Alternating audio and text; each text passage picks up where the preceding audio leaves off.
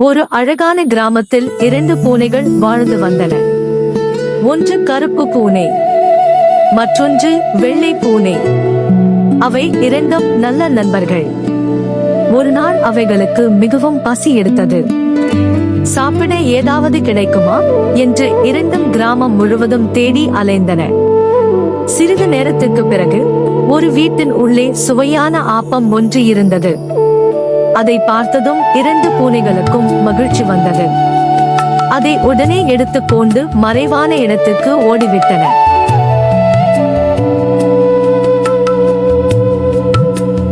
ஆனால் உடனே சண்டை ஆரம்பமாகிவிட்டது.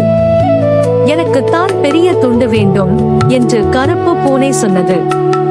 இல்லை, நான் தான் முதலில் பார்த்தேன், எனக்குத்தான் அதிகம் வேண்டும் என்று வெள்ளை பூனை கூறியது.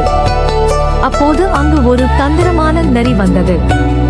நண்பர்களே, ஏன் சண்டை போடுகிறீர்கள் என்று அது கேட்டது. பூனைகள் நடந்ததை எல்லாம் சொன்னன. நரி சிரித்துக்கொண்டு, கவலைப்படாதீர்கள், நான் ஆப்பத்தை சமமாக பிரித்து தருகிறேன் என்றது. அது ஆப்பத்தை 2 துண்டுகளாக பிரித்தது.